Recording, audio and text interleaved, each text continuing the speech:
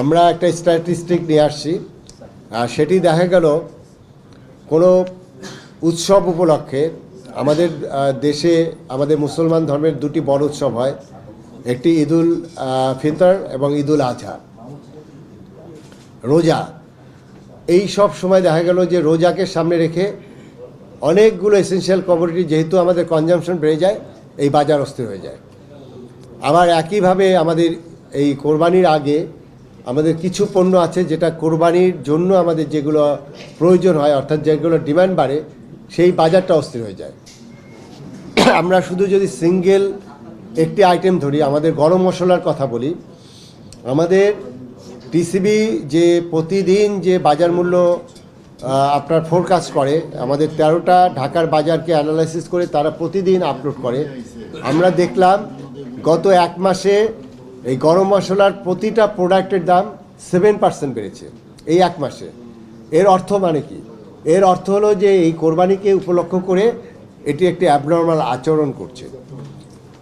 আমাদের কাজটা ওখানেই, অর্থাৎ এই যে অ্যাবনর্মাল আচরণ করছে বা এই পণ্যগুলো যেহেতু আমাদের কোরবানিতে এই পণ্যগুলোর প্রয়োজন বেশি হবে, সেই ক্ষেত্রে এটি কি যৌক্তিক কারণে বাড়ছে? এটা কি ইন্টারন্যাশনাল প্রাইজের কারণে, ডলারের কারণে?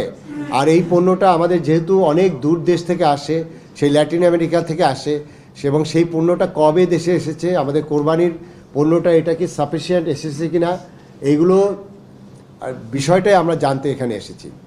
এখানে যদি হয় যে এই যে অন্য কোনো পণ্য কিন্তু আপনার 7% দাম বাড়েনি ঠিক এই এক মাসে, তাহলে কেন হঠাৎ করে এই মশলার উপরে আপনার এই মূল্যবৃদ্ধির প্রবণতা বেশি? ওই জায়গায় কি কোনো ম্যানিপুলেট হচ্ছে? ওই জায়গায় কি কোনো কারসাজি হচ্ছে? এবং সেই কারসাজি যদি হয়ে থাকে তাহলে এই মৌলভীবাজার ব্যবসায়ী সমিতির ভূমিকাটা কোথায়? কারণ এই টেবিল থেকে গত 3 মাস বা 4 মাস আগে, আমার ঠিক ডেটটা মনে নাই, সম্ভবত জানুয়ারির শেষের দিকে মাননীয় বাণিজ্য প্রতিমন্ত্রী মহোদয় এখানে এসেছিলেন, আপনারা সবাই উপস্থিত ছিলেন। আপনারা দাবি করেছেন যে ভোক্তা অধিকার সংরক্ষণ অধিদপ্তর তারা যে অভিযান করে সেই অভিযানে নাকি বাজার অস্থির হয়ে যায়। আমরা এরপরে কিন্তু এখানে আমরা মৌলভীবাজারের আসিনি, আমরা আপনাদের বাণিজ্য প্রতিমন্ত্রী আপনাদেরকে দায়িত্ব দিয়েছে যে আপনারা এই মূল্য বৃদ্ধির জায়গায় যদি ঘটনা ঘটে তাহলে কি হবে, যে এই জিনিসটা আপনারা নিয়ন্ত্রণ করবেন। কিন্তু দেখা যাচ্ছে যে আমাদের যে স্ট্যাটিস্টিক্স বলে সেটি নিয়ন্ত্রিত হয়নি।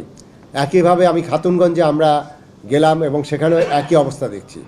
তাহলে এই যে বাজার কমিটি যাদেরকে মন্ত্রী মহোদয় দায়িত্ব দিলেন, সেখানে কিন্তু আবার যে কর্তৃপক্ষ আপনাদেরকে দায়িত্ব দিয়েছেন সেই কর্তৃপক্ষ আবার আমার কাছে নির্দেশনা এসেছে, সর্বোচ্চ পর্যায়ে আমার মন্ত্রণালয় থেকে নির্দেশনা এসেছে যে এই বাজারগুলো আবার খুব নিবিড় মনিটরিংয়ে রাখা।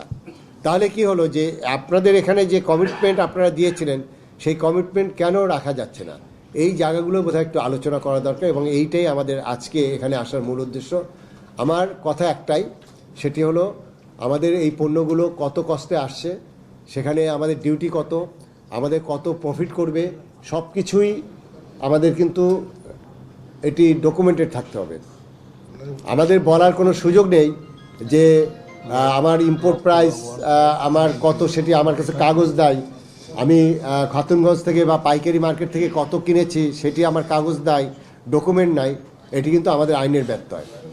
আমরা কিন্তু এখানে আসতাম না, যেহেতু এই পণ্য নিয়ে আপনার অ্যাবনর্মাল আচরণ করছে এবং প্রতিটা মিডিয়াতে কিন্তু এটা ফোকাস করা হচ্ছে, জনগণের মধ্যেও কিন্তু একটি বিরূপ প্রতিক্রিয়া হচ্ছে। সেই বিরূপ প্রতিক্রিয়া কোনটি হচ্ছে? সেটি হলো ওই যে ব্যবসায়ীদের যে একটা আমরা কালো তকমা দিয়ে দিচ্ছি, সেই জায়গাগুলোতে কিন্তু আবার ফোকাস করা হচ্ছে। আমরা চাই সেখান থেকে বেরিয়ে আসার।